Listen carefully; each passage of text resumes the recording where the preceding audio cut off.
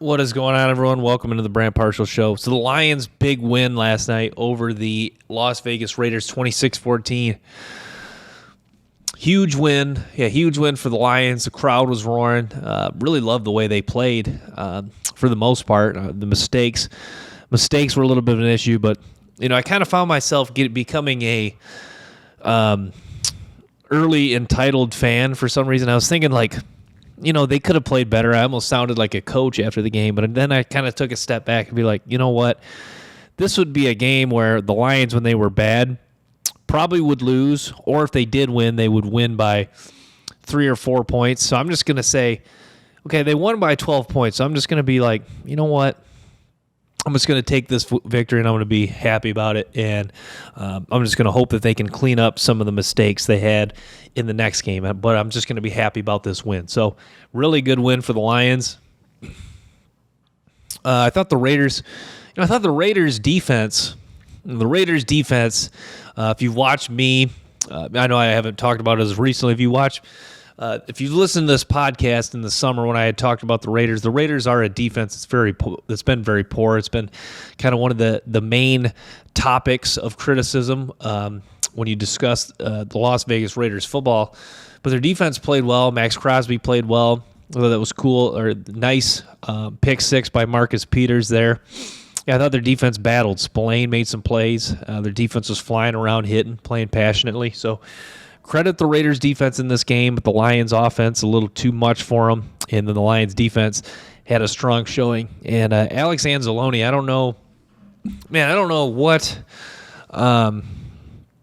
Anzalone, I don't know what happened in the offseason. Anzalone looks like a different guy. I don't know if the last 2 years he was injured, because I think I can speak for a majority of Lions fans. They were not the happiest when they did re-sign Anzalone, but Anzalone has just been outstanding. I mean, he just looks like a different guy. And we talk about trusting in Brad Holmes. Trusting in Brad Holmes, I think this, to me, was kind of the final nail in the coffin. Maybe that's not the best way to describe it, but this, to me, was kind of like the ultimate nod of approval from Brad Holmes that he really knows what he's doing. Because Alex Anzalone, a guy who, underperformed the last 2 years, but Brad Holmes stuck by him. Dan Campbell stuck by him also. So you got to trust that Brad Holmes knows what he's doing to really stick with this guy, keep him on the team, keep him a part of this organization. So credit Brad Holmes for keeping Anzalone. But yeah, Lions super happy. Their secondary played well. Kirby Joseph got an INT. I thought that was awesome. Corners played well. Sutton made a play. Defensive line good. Lee McNeil becoming the defensive lineman we really thought. If you remember, McNeil was a guy who, coming out of NC State, Chris Sims had him ranked in the top 5. He was a guy who a lot of people liked, didn't necessarily love. They liked, the former athlete in him was a baseball player at NC State. And yeah, McNeil, dropped, he's gotten a little leaner this year, rushing the passer more effectively. You saw he had a batted down pass in that game. So yeah, credit to Lee McNeil. He's doing a lot better this year. He's a guy that keeps getting better and better. He's kind of just on that brink of, maybe becoming a star in this league. So we'll watch, see how his game develops. But yeah, really nice showing from Malik McNeil. So let's touch on the Lions traded for Donovan Peoples-Jones today from a 6th-round pick. And if you can remember with Donovan Peoples-Jones, if you rewind all the way back to high school, this guy was a 5-star recruit. Not just a 5-star recruit, but the number 1 wide receiver coming out of high school, coming out of the Detroit area, played at Detroit Cass Tech High School. Right by Ford Field, too. So I don't know if this was kind of part of the trade. Maybe Donovan Peoples-Jones was interested more so in Detroit just because it's his hometown. But Donovan Peoples-Jones is going to come back to Detroit. But I guess to finish up the story, the background on Peoples-Jones, played at Michigan. Had a nice career, but just not as productive as we thought. And then drafted by the Cleveland Browns, slipped in the draft. This was never reported, but I have a theory that it was due to, he doesn't have the most tenacious mindset as a blocker. So that's what I'm thinking. And then in the drops too, I think the drops was confirmed report about why he slipped in the draft. So with all that being said, the bottom line with Peoples-Jones, a guy that was hyped up in high school, underachieved a little bit in the collegiate level, and now a little bit in the NFL. I mean, I say underachieved in the NFL, but the Browns took him, sixth, seventh round. So in that regard, he's actually been a really nice player who's been, 800 yards last year, 3 touchdowns. So Peoples-Jones can produce. He can play at a high level. He is a freak athlete, tested off the charts of the combine, nice 40 time, had an insane vertical jump. So talking about a freak athlete, a guy who can play, and I think a guy that certainly can contribute to this wide receiver core. Lions a little disappointed, or I think Lions fans will be disappointed they didn't get Chase Young or Josh Sweat, but I did not see in the trade details that the 49ers gave up Mike McGlinchey. And now 49ers got Chase Young, but you got to be careful when you trade offensive linemen. It's like the Lions with Penei Sewell. Like if the Lions traded Penei Sewell, I would lose my mind. I know Sewell's younger, probably a little bit better player, but you see where I'm coming. You really have to be careful when you're, it's hard to find, it's one thing to have a good, solid offensive line. It's another thing to have a good offensive lineman. It is hard to find good offensive linemen in the NFL. You got to be careful when you start trading offensive linemen. I know it comes with a good reward in the sense that you get a guy like Chase Young, but you got to be really careful when you start trading offensive linemen. But yeah, I mean, Lions, nice win over the Raiders to recap. Traded for Peoples-Jones today. Did not get Montez Sweat or Chase Young as rumored. Did not get a corner as rumored. But yeah, they come away with Donovan Peoples-Jones for a 6th round pick. Peoples-Jones, former Michigan Wolverine, and a Detroit native. So let's talk about Sunday Night Football. The Chargers defeated the Bears. I'll just say this about the Chargers and Chris Collinsworth, Tirico, we're talking about a little bit. That was an example of what the Chargers can look like when all things are clicking. Justin Herbert playing well, the defense playing good enough. With Bosa, Derwin James healthy, the defense seems to be at least solid. And the Chargers defense really has struggled against the run at times, and then this year against the pass. But it seems with those two out there fully healthy, it does make a difference, even if they don't have the best game overall. But yeah, Chargers with a really nice win. Justin Herbert, dealing with the issue on his finger, but really playing well, distributing the ball. Eckler healthy, he had a nice game. Quentin Johnston, the rookie, played well too. That was nice to see. Their defense did a nice job. Certainly the pass defense was better, but yeah, Chicago, Tyson Bagent, really nice story too. I think that's what's really cool about the Chicago Bears is, not just for the Chicago Bears, but a story like that's really cool. So credit Tyson Bagent. Really cool story up to this point. We'll see if he can continue to get better and not just have it go from a cool story to, hey, maybe this guy can be a really solid player in the National Football League, even a good player. So we'll see how that develops. The Bears, look at the Bears roster. It's really not a bad roster by any means. I think they need to get the ball to Roschon Johnson more. The offensive line, pretty solid now. Darnell Wright, the rookie's kind of really growing up and playing good football. It's a pretty nice receiving core with Mooney, DJ Moore. They got to find ways to get DJ Moore the football, but he's a really nice player and really established himself as one of the better receivers nonetheless. So yeah, Chicago, good team. Good performance by the Chargers. Much needed win for the Chargers, and tough loss for the Bears. But the Bears with Bagent, with what he's shown so far, I think and Justin Fields, hopefully coming back hungry, and the Bears getting some recent wins. There is some hope for life to kind of revive this season for the Bears. But yeah, Chargers.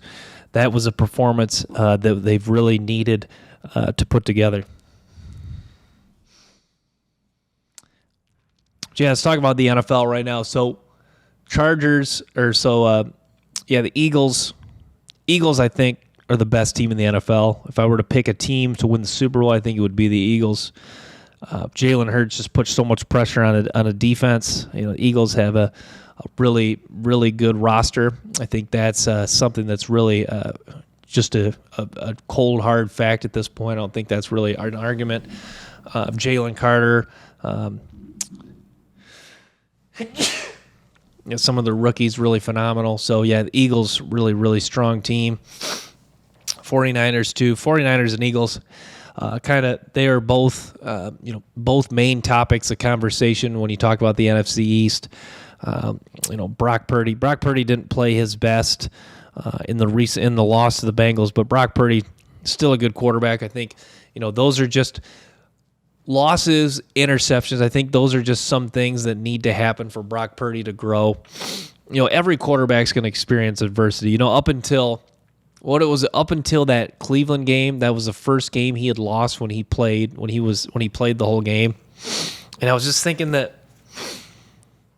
in my mind, like, Brock Purdy can't win forever. So I think that him losing that game was what he's going to need for him to grow and continue to get better. So I would not worry about it. Yeah, Brock Purdy still got a really bright future in San Francisco, and I really like the way he plays. Vikings, too, a little surprised the way they struggled this year. Vikings had some hype this season. Really not performing at a super high level. Kirk Cousins sounds like he's hurt. I don't know how long he's going to miss. So that's tough there. Bengals look better too. So, speaking of the 49ers and Bengals played. Bengals look like a better team. It must be.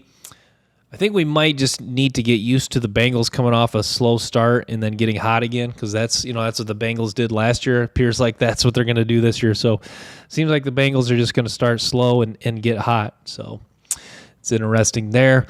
I think that the NFL is interesting right now. It really is. Chiefs. Who would have thought the Chiefs would lose to the Broncos? Mahomes would play poorly. You just felt like that was one of those. That's one of those games where I saw it on the slate, and I'm just like, you might as well pencil a win for the Chiefs and 2-3 touchdowns for Mahomes, but not the case. That game, to me, though, that game's a reminder that every game, it is the cliche, any given Sunday. So credit the Broncos for getting that win. That's a big win in the division. Tough loss for the Chiefs, maybe more so a tough loss for the Chiefs as opposed to a big win for the Broncos, but a big win for the Broncos and a tough loss for the Chiefs nonetheless. That division's interesting. It makes you wonder if the Chargers, with that recent win to the Bears, are going to get on a hot streak and really start to roll and pull off some wins. So we kind of need to keep an eye on the Chargers in regards to that division. But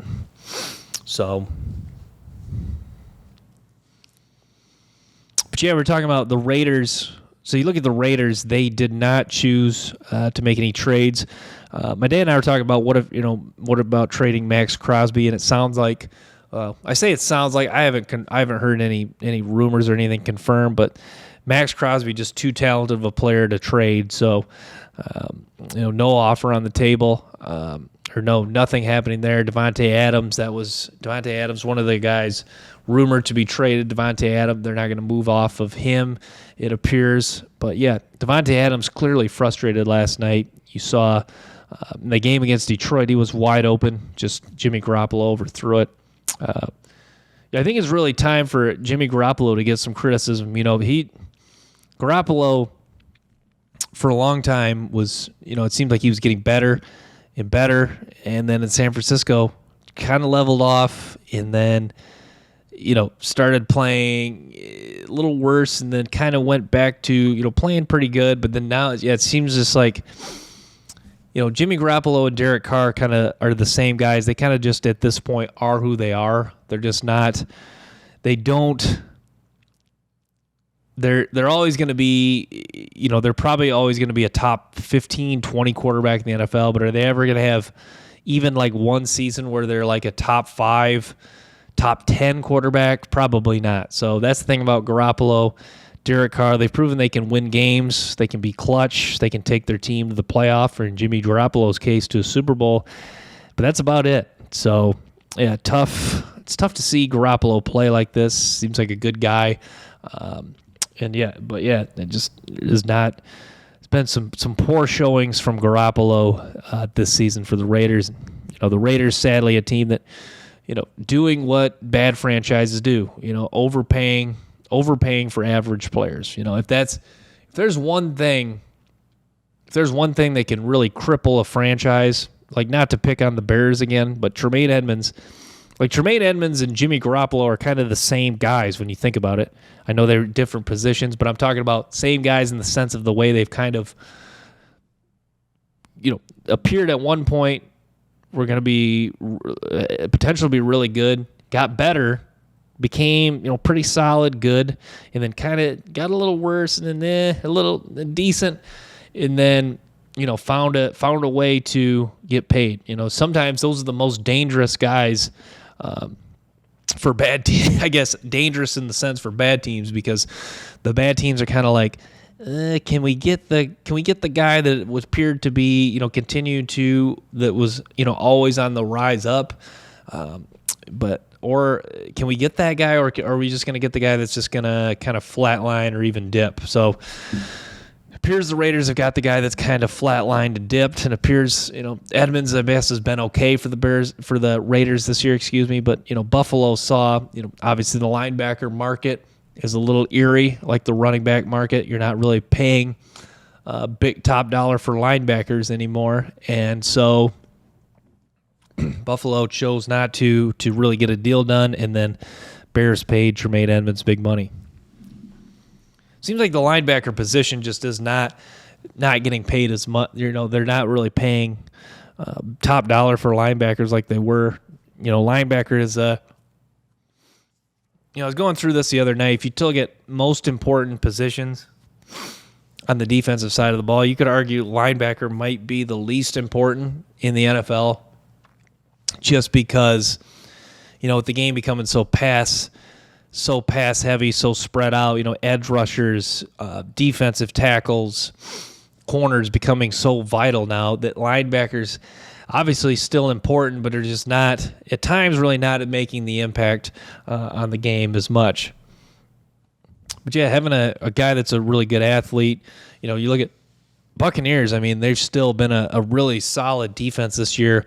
A team that won the Super Bowl a couple years ago that were anchored by two strong linebackers. I know Devin White and Levante David. I know Devin White, his production dipped a little bit last year, but he's still a really strong player, really nice player as well.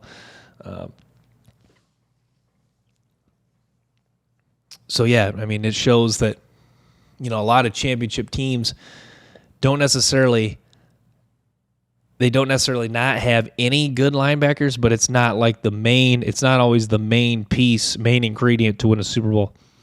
Like, look at the Chiefs this year. They had Nick Bolton. A really good linebacker. Chanel, too.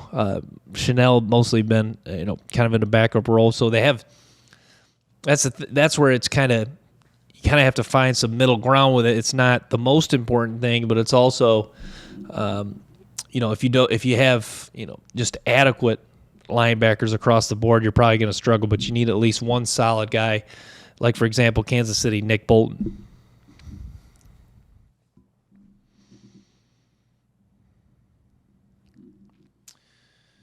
But yeah, big fan of the linebacker position, though. And then on the flip side, you look at the 49ers. Obviously, 49ers have a lot of talent with Chase Young acquired, but they have Fred Warner. Fred Warner probably, I don't even think it's really a debate. I think Fred Warner is the best off-ball linebacker in the National Football League. This guy is just so versatile. He's a great leader. He's passionate. I think him and Nick Bosa are just so vital to the success of that defense. Just those two out there, that puts a lot of pressure on a defense. Because that's the thing. If you to really anchor a strong defense, even more so than an elite edge rusher corner. I think you could argue it's a elite edge rusher and a linebacker. And I know it kind of sound like I'm not really making a whole lot of sense because I've just talked about how linebacker's not as valuable, but an elite one that's that versatile, that great a leader, combined with an elite edge rusher, it is a formula to have a lot of success on the defense. So Nick Bosa, Fred Warner, two really talented guys, two really good players, and they've done a lot of nice things for the 49ers team. Yeah, the Eagles, that would be my pick to win the Super Bowl now. You got to love how Howie Roseman kind of really epitomizes the kind of the relentless mindset of talent acquisition. Now, getting Julio Jones could completely flop on them, but it's also one of those where it could completely come back to help them in a big way. Julio Jones,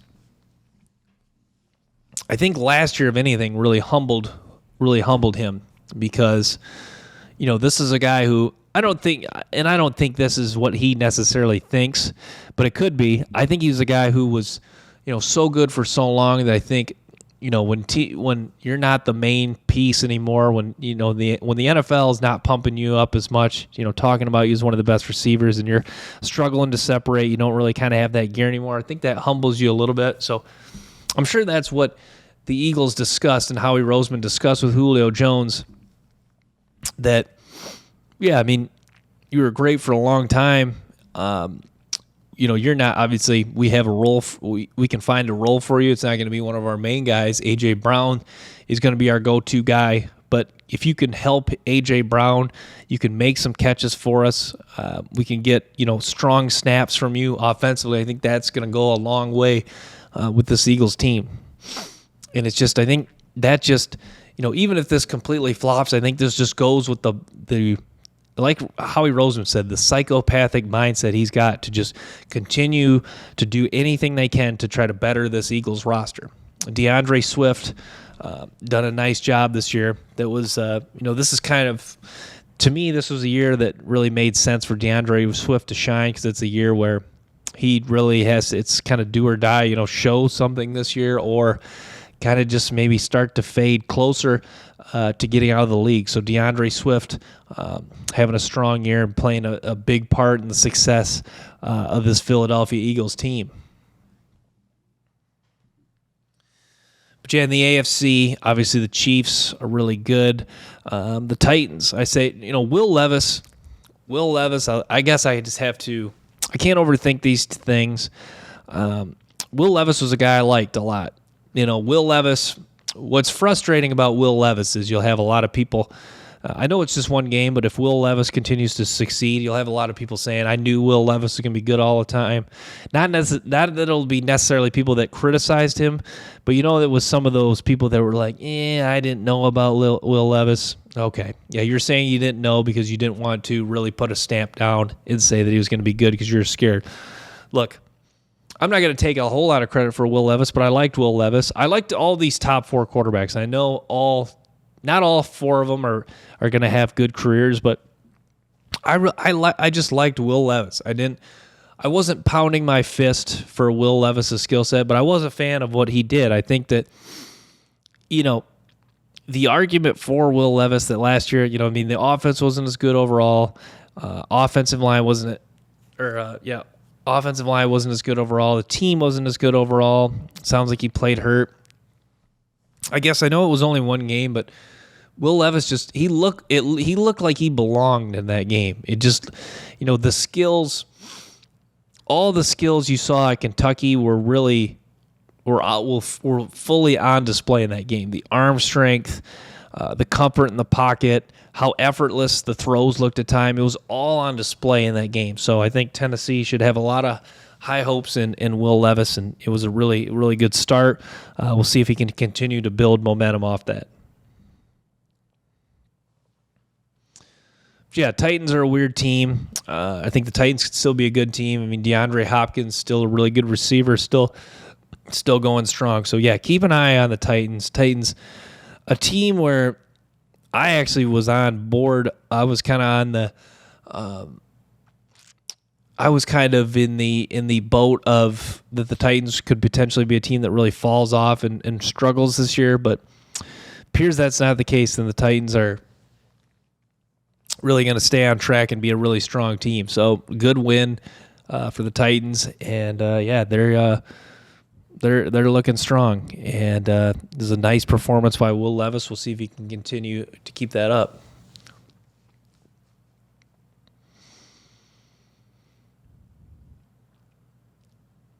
But yeah, interesting NFL season. I think the biggest surprise, we talked the Tampa Bay Buccaneers. I thought the Buccaneers were going to be worse than they have been. Been a really strong team. I really like what they've done this season. I don't think it was a team that was going to tank, but they've looked really well, and So I'm going to wrap with that, guys. Thanks for tuning in to this episode of the Brant Partial Show. Stay tuned for more episodes and clips from the show. Till next time, peace.